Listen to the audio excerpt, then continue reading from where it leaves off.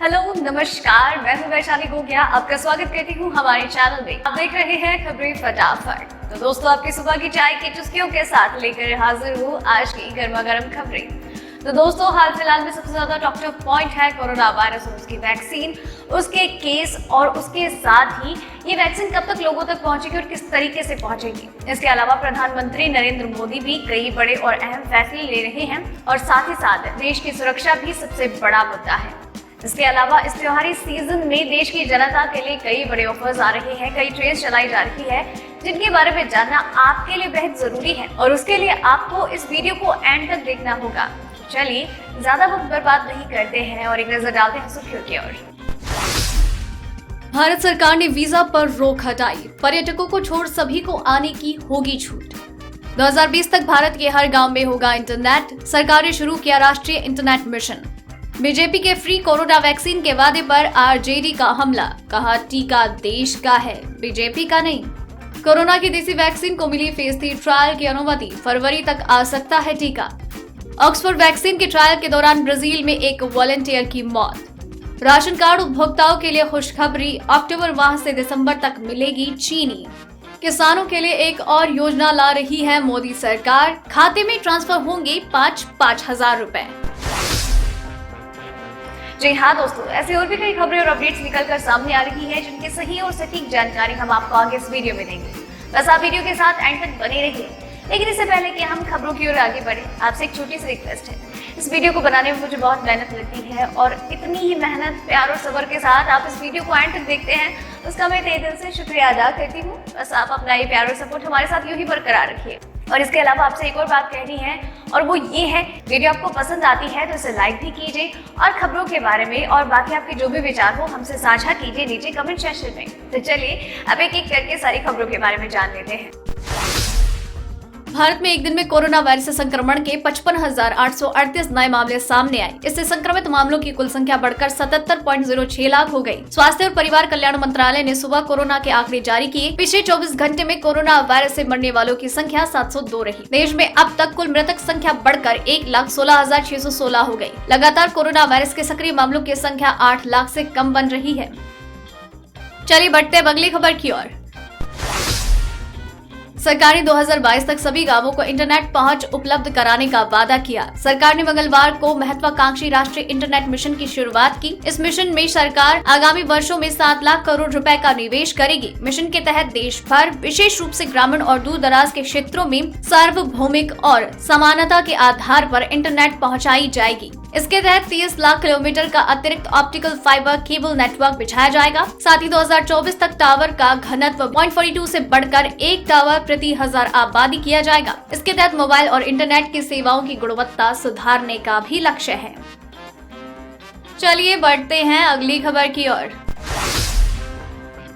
भारत सरकार ने corona virus के संक्रमण को रोकने के लिए लगाए वीजा प्रतिबंध को हटा दिया है। सरकार ने इलेक्ट्रॉनिक, पर्यटन और चिकित्सा श्रेणियों को छोड़कर सभी मौजूदा वीजा तत्काल प्रभाव से बहाल करने का फैसला किया। केंद्रीय गृह मंत्रालय ने गुरुवार को ये जानकारी दी। गृह मंत्रालय ने अपने बयान में कहा, सरकार पर्यटक वीजा छोड़कर सभी OCI, PIO कार्ड धारकों और अन्य विदेशी नागरिकों को किसी भी उद्देश्य से भारत आने की अनुमति देती है। वो अधिकृत हवाई अड्डों और सी पोर्ट इमिग्रेशन चेक पोस्ट के जरिए हवाई या जलमार्ग से देश में प्रवेश कर सकते हैं। हालांकि विदेशों से आने वाले लोगों को क्वारंटाइन और कोविड-19 को लेकर केंद्रीय स्वास्थ्य एवं परिवार कल्याण मंत्रालय की गाइडलाइंस का पालन करना होगा।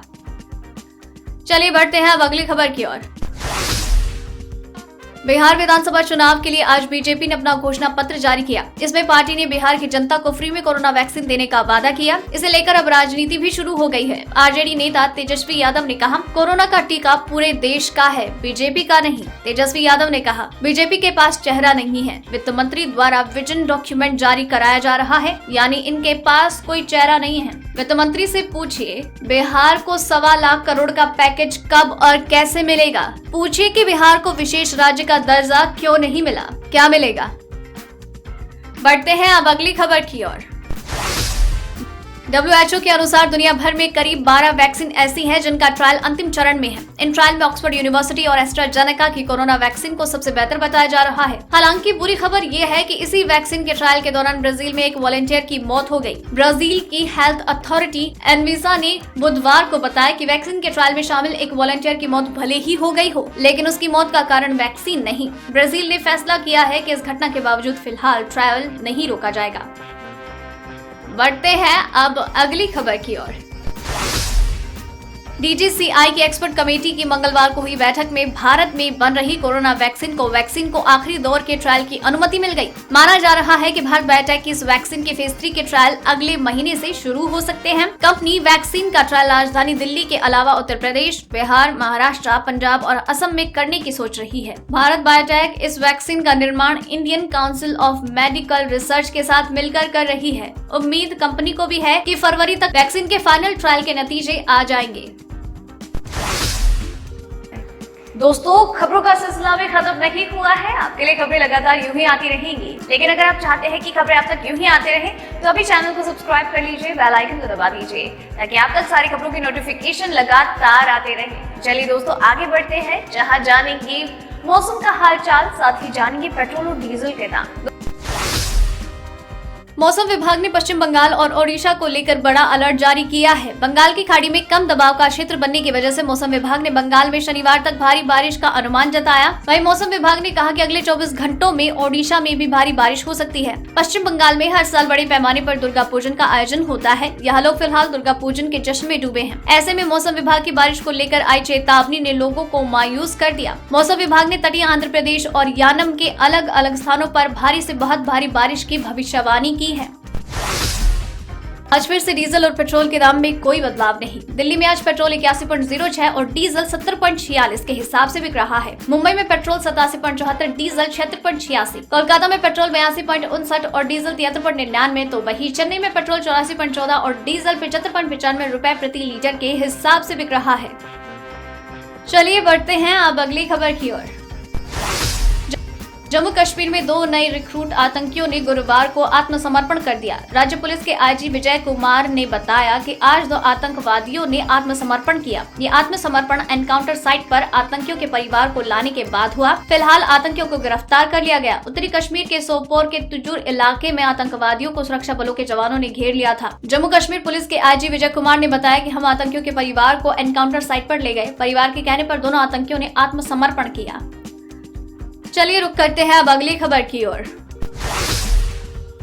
सरकारी राशन की दुकानों पर अंत्योदय कार्ड धारकों के लिए चीनी दिए जाने की योजना बनाई गई है, जिसके क्रम में कार्ड धारकों को त्योहार के मद्देनजर एक साथ 3 माह की चीनी का वितरण किया जाएगा। जिसके वितरण में अनियमितता की शिकायत मिलने पर सरकारी राशन विक्रेता के खिलाफ कठोर कार्यवाही होगी। इसके साथ ही पूर्ति निरीक्षक व क्षेत्रीय खाद्य अधिकारियों को चीनी वितरण पर निगरानी करने के आदेश दिए गए हैं। अंत्योदय कार्ड धारकों को बाजार से सस्ती चीनी उपलब्ध कराए जाने के लिए निश्चित धनराशि अदा करनी होगी। बताया जा रहा है कि कार्ड धारकों को प्रति किलो 18 रुपए के हिसाब से कोटा संचालक को अदा करना होगा। इस योजना के तहत एक कार्ड धारक को सिर्फ 1 किलो चीनी उपलब्ध होगी। चलिए बढ़ते हैं अब अगली खबर की ओर। मोदी सरकार किसानों को एक और खुशखबरी देने वाली है। प्रधानमंत्री किसान सम्मान निधि योजना के तहत मिल रही 6,000 रुपए की किश्त की मदद के अलावा 5,000 रुपए देने की भी तैयारी है। ये पैसा खाद के लिए मिलेगा, क्योंकि सरकार बड़ी बड़ी खाद कंपनियों को सब्सिडी देने की बजाय सीधे किसानों के हाथ में फायदा देना चाहती है। कृषि लागत एवं मूल्य आयोग ने केंद्र सरकार से किसानों को सीधे 5,000 रुपए सालाना खाद सब्सिडी के तौर पर नकद देने की सिफारिश की। आयोग चाहता है कि किसानों को 2,500 रुपए की 2 किश्तों में भुगतान हो। पहली किश्त खरीफ की फसल शुरू होने से पहले और दूसरी रबी की शुरुआत में दी जाए। केंद्र सरकार ने सिफारिश मान ली तो किसानों के पास ज्यादा नकदी होगी, क्योंकि सब्सिडी का पैसा सीधे उनके खाते में आएगा। दोस्तों, आज की इस वीडियो में इतना ही। खबरों का ये सिलसिला यही खत्म करते हैं, लेकिन आप तक खबरें लगातार पहुंचती रहेगी। उसके लिए आप चैनल को सब्सक्राइब कर लीजिए, बेल आइकन दबा दीजिए और साथ ही वीडियो पसंद आई तो इसे लाइक भी कीजिए। और वीडियो को एंड तक देखा है, देन मेक श्योर कि आप अपने विचार हमसे साझा करें और अपना नाम भी मेंशन करें। धन्यवाद।